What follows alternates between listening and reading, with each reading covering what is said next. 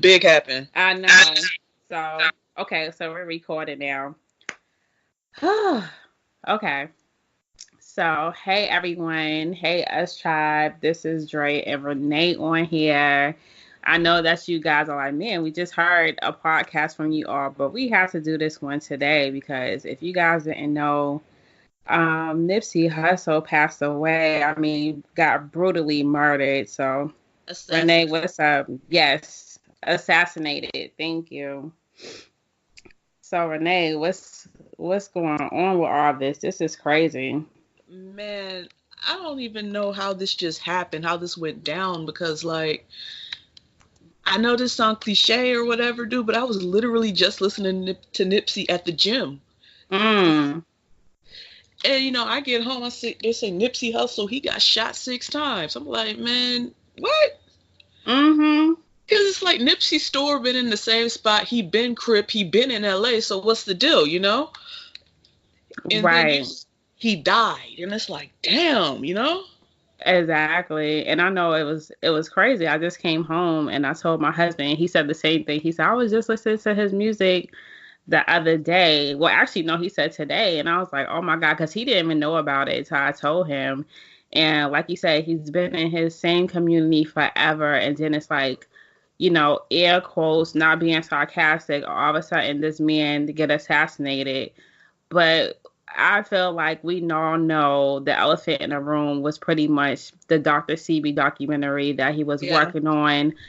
So many people are saying the same thing, and so many people, eyebrows are raised, even myself, because I'm like, man, that's gonna be if it continues, it's gonna be a powerful documentary that's gonna bring down America, that's gonna bring down pharmaceutical companies, that's gonna bring down a lot of folks, and that's gonna expose a lot of people.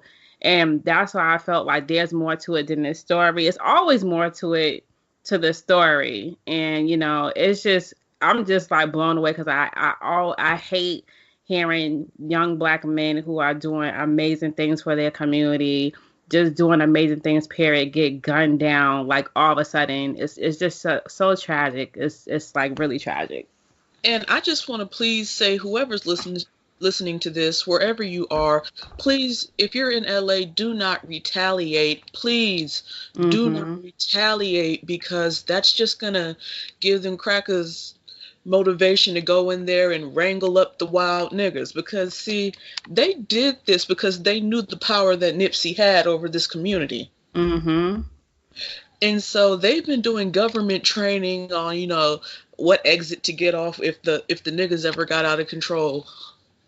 Right, exactly. And, I was reading about, what happened. It was saying the way it was worded was very weird. It was like three adult black men drove off in a car. And I'm like, okay, yeah, so, and then people get wrapped up into this media. And like you said, people are very highly emotional.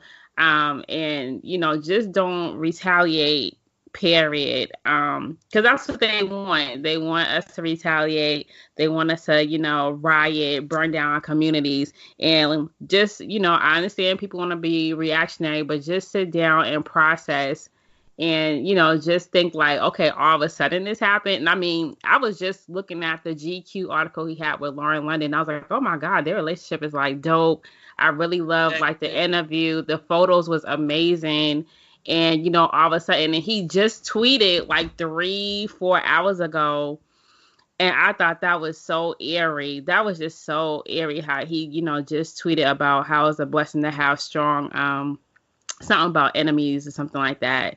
And I was like, oh my God, he just tweeted that. It's just, ugh. It's just so, I just hate that. I just hate this feeling of like, I think you said it in your post, like, you don't often get shook up about celebrity death, but this one is just like, oh God. Yeah. Yeah, like this one, like I usually, like, it doesn't affect me because like celebrities that have died, I was either too young to fully understand, like with the whole Biggie and Tupac situation, or they weren't in my era, like Michael Jackson. Not that I didn't grow up listening to Michael Jackson, but I don't remember waiting for his album to come out as like my mother did, or my aunts and Mm-hmm. uncles. But Mm-hmm. Nipsey, with Nipsey, man, I just feel like I watched him grow as an artist, and he was really starting to become his own type of artist and have his own sound. He was really teaching the people, Mm-hmm. and they Right. gunned him down at 33, which is something we're gonna get into.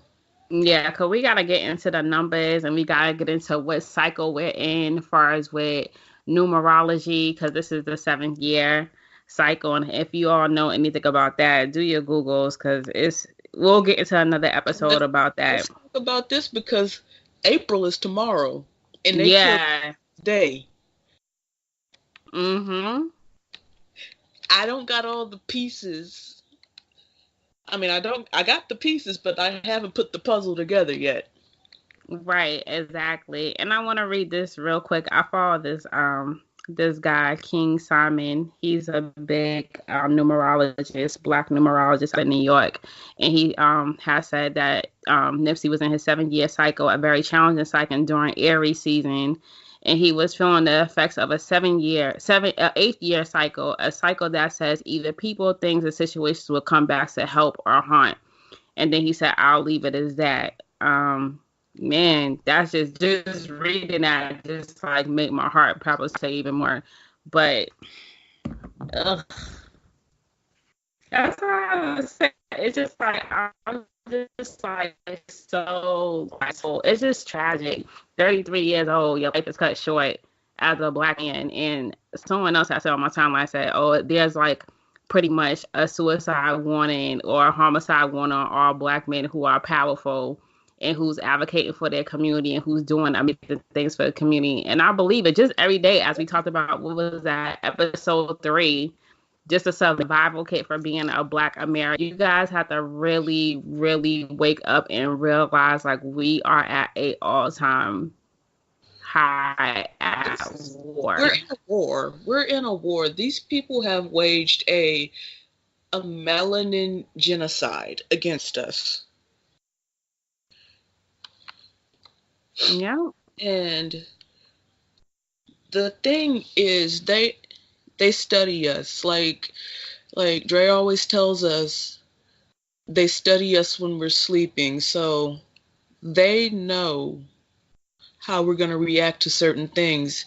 And because we're a reactionary people, they already know what we're going to do, but we don't know what they're going to do. Mm-hmm. Exactly. And I'm Exactly. sorry, like if I'm like spacing out and stuff right now, I'm just really trying to process this. I mean, I hear Nipsey Hussle get shot literally moments after watching the video of the rapper be shot in his car while he was sleeping. Mm. Mm-mm-mm. Literally, I had just finished watching that video and I don't know why I did that to myself. And then I hear Nipsey got shot. Wow. Yeah. And like a lot of people, that it's like this whole like violence porn, and people love to share it on your timeline. And that's another thing too. Like if you see any type of violence porn on your timeline or black pain, because black pain, violence porn, that sells. That sells. It's like sex sells, violence sells as well, horror sells as well. And if you see that on your timeline, protect yourself, protect your mental health. Take this time to, if you gotta shut it down tonight, shut it down tonight. Get some rest, reflect, journal, do something that's going to, start the healing process. Because, as a collective of people, of black people, we're very emotional. Like one death can like, we all feel the effects of it. And, because it's just that's who we are as people. It's just going back to slavery. Like when one person like jumped overboard, when one slave jumped overboard, like they all, was traumatized and affected by it. And as we know, trauma is passed through our DNA. So if you have to just take the time to unplug for the week from social media, I suggest everyone to do so and just breathe, meditate, And if you gotta scream, if you gotta yell, do what you have to do to protect yourself. So Yeah, let's release this energy positively. Let's exercise. Let's go for a walk, Listen to his music, because he was giving us the game. Right. Exactly. Exactly. And I mean, as he transitioned on to be an ancestor, like raise him up, raise your vibration up and be like, you know what, this is what Nipsey would want me to do, like, to hustle and to be a better person, be a better black man, a black woman, and, help the next generation. Because that whole retaliation thing, we're just gonna be, erasing our own legacy, our own generation, our own culture. So find something to really move that energy out your body. Yeah. I don't even know what to say right now. And I feel like, this has got an entire generation shook right now. Because this man, I'm gonna go ahead and say it, this man was a messiah. And he spoke the message in a way that everyone could understand. Right. And I have to agree with you because I was just looking at a picture of Nipsey, and you know who he looked like, and I think I know he reminded me of Haile Selassie too. If you all seen the picture of Haile Selassie, and I know that his father is Eritrean. I think I was saying it right. Eritrean, something like that. They're next to Ethiopia, and that's interesting too. They finally tore down that wall and bridge help build their relationships of so many years of just fighting and warring against each other. So look at that picture. It was kind of eerie. I was looking at this picture of Nipsey. I said, oh my God, he looked like Haile Selassie, too. And if you all know, Haile Selassie too was pretty much, like the father of Rastafari. You hear one of my favorite artists of all time, Bob Marley, praising him, and he went to Jamaica and pretty much like kind of helped liberated a lot of people. And people was like, man, I saw the Messiah in Haile Selassie. So check Haile Selassie out, and then look at the picture of Nipsey Hussle and be like, ooh, that's kind of eerie, like when you said that he was a Messiah. And I have to definitely agree with that. And I don't say that about many people. No. But that was a good analogy. I just feel like I'm repeating myself, but it's like he truly brought message to the people in a way that everybody could grasp and understand, from street smart to book smart. He broke it down. And that was another lesson. And you can't judge a book by its cover. You really can't. Even if you want to take it that route, like I'm not a big Bible thumper, but I mean, Jesus was out there doing who knows what for a few years too. But, he came back as a man, and he was trying to help the people by teaching them how to liberate themselves. Right. And you can't lie and say Nipsey wasn't doing that. Right. And like you said, it's like also too, you have to go beyond the music, and actually look at what he was doing. Go research what he was doing, opening up STEM programs for, his community, the children in his community, just really being focused on rebuilding, where he was from. You have to look beyond the music. And I think so many times a lot of hip hop artists, and especially, the young black men, they get heavily discriminated against. They're already hated because they're black, they're powerful. And, if you got some common sense and you have some lyrical content and you're like conscious, they already have a target on your back. And you just can't be like, well, this dude was tatted up, he had his hair this kind of way, or he looked this kind of way. You got to look beyond that, because all of us, we wouldn't survive if we all judge each other from the outside of appearances.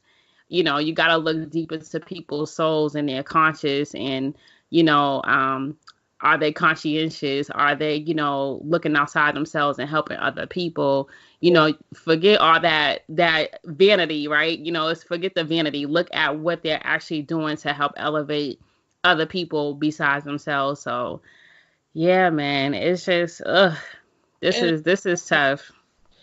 I just want to, say that I was, scrolling and I see a lot of black people grieving. Like it's really heavy energy, and like black people are truly really sad right now. And I saw somebody post this on Twitter. I'm not even going to say their name because I don't want to give them any type of recognition. But they posted something saying that it was a gif of somebody just kind of shrugging their shoulders like, oh well. But they were saying that God looking at reading Nipsey Hussle's homophobia or something like that. And I'm like, Nipsey has never done anything, said anything against homosexuals.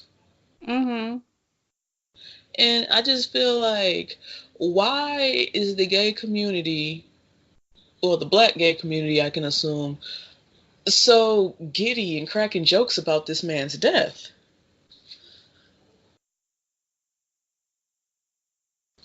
Right. I That's another thing that I too, and people, like you said, like the black gay community or whatever the case is, they're like, well, they treated that person like this, or they treated, you know, this community like that, and they want to just slander this person in death, you know, and it's just disgusting every time I see poor black men because they're homophobic or because, you know, X, Y, and Z. And so that doesn't give you the right to slander someone, you know, when they die. It's like, really, you have a problem, you should have said that to that person. You know, there was a lot. Same way when people all this outpour, I always say give people their roses so they can smell them. So give people words of encouragement while they can hear them. You know, like support them in any type of way if they're doing dope stuff. You know, you can support them by sharing their stuff. If you don't have the financial means, you know, donate. Keep the legacy going. Just don't say, oh man, a hip hop legend is dead. How are you going to keep that legacy going and help his family that's surviving, you know, and in his work and his projects? Don't just let the Dr. CB documentary go to death, because that documentary is so needed. There's so many people who have been touched by, you know, Dr. CB and by Nipsey Hussle. You know, like if you gotta do a GoFundMe, if you gotta do something, figure out to keep the legacy and the light keep going. Don't just, you know, by oh well, he's dead, the work can, you know, get put back on the shelf. It doesn't work like that. Mm-hmm. So, man,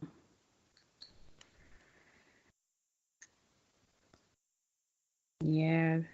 This is like, I mean, I remember when Tupac and Biggie died. Like, it was not saying like I wasn't too old or too young, but it does feel like that. Like when a hip hop legend died, you're like, oh my God. And then I always be like, damn, like why can't our legend in hip hop live, you know, live old ages? You don't ever hear too many hip hop legends, you know, live past a certain age. Like something takes them out early, whether it's, you know, like a disease or an illness or, you know, assassination, whatever case is, and people like, oh, don't say that these hip hop artists got assassinated. No, they do get assassinated too. Just because you may not like the genre of music, but they get assassinated as well. So it's just sad. Yeah, I know they're saying that you said earlier that they said three black adults drove off in a car. Mm-hmm. That's not how you usually describe suspects, and I really have a feeling that the government is behind this. Um, Nipsey was about to lift the veil off of a lot of people's eyes. And, I'm really concerned about how Lauren London is doing right now.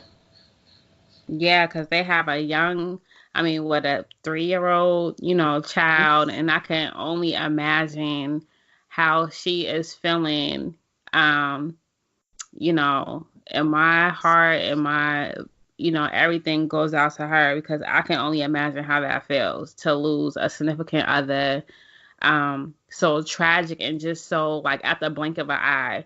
And that's why you have to, I always say, live life to the fullest, you know, like speak your piece, you know, stand in your power, because you never know, you know, like how close you are to your, you know, fatality.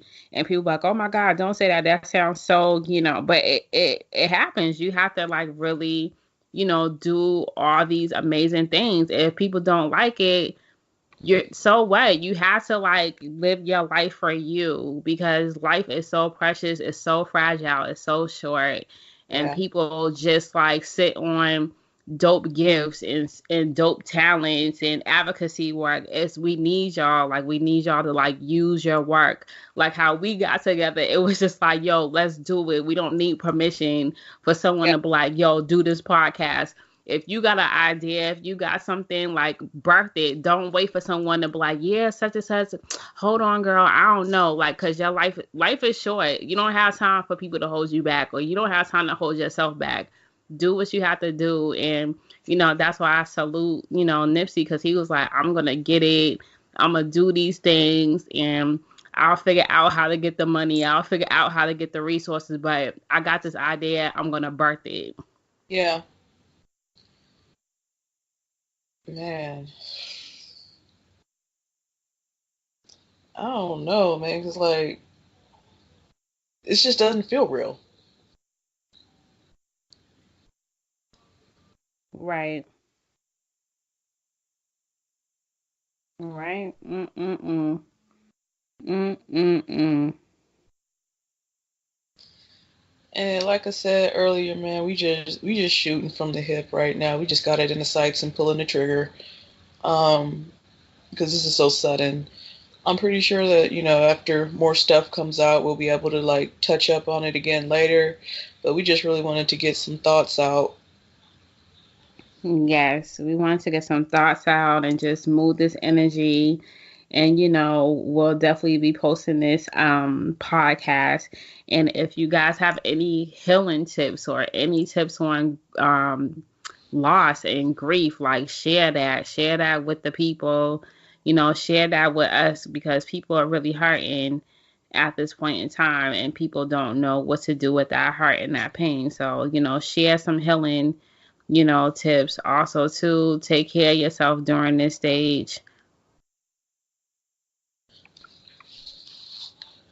Yeah, yeah, really take care of yourself right now because I hate to say it, but I think this is a test on like a heat check on our society.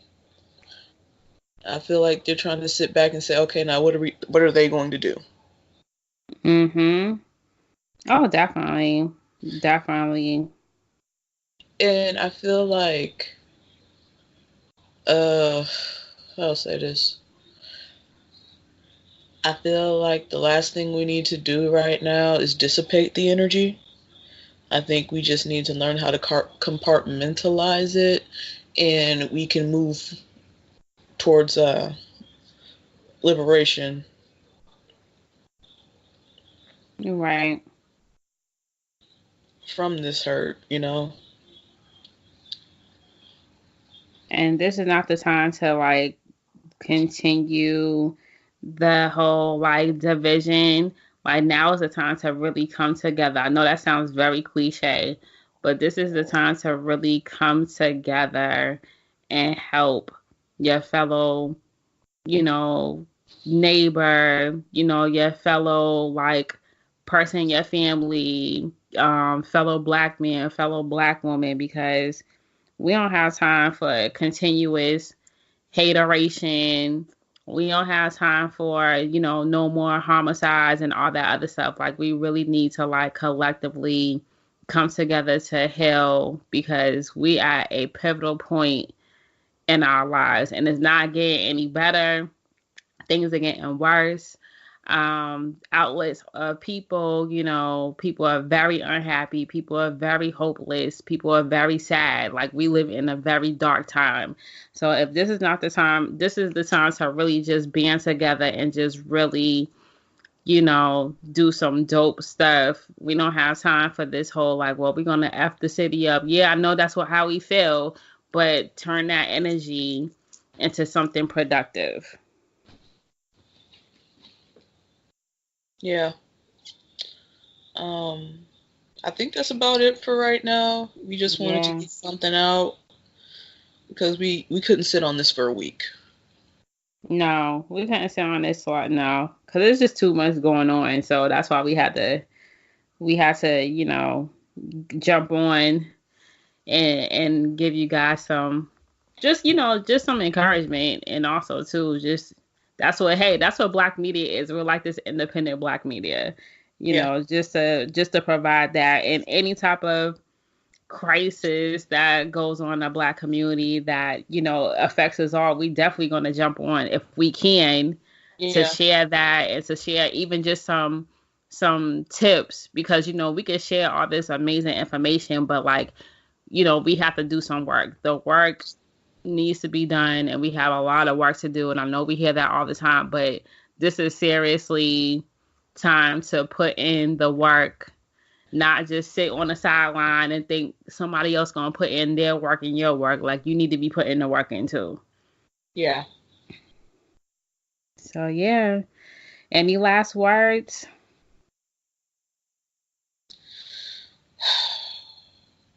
I'm about to go put on some victory lap. Dope. Yep. I agree with you. We was listening to some of that before we even jumped on the podcast. So I'm about to just rest. I'm about to finish eating my food, rest, chill, and just enjoy, try to enjoy a new week. You know, that's it. And that's all, man. All right. So much love and light to the Us Tribe. Don't forget to follow us on Facebook at the Urban Social Scientist. Don't forget to like, subscribe, and share this podcast and the rest of our podcast that usually comes out on Mondays. Share with folks who are like-minded. Share with folks who are not. So, you know, you can plant a seed in their life, in their psyche. So we are out. All right, y'all. Later days. Peace.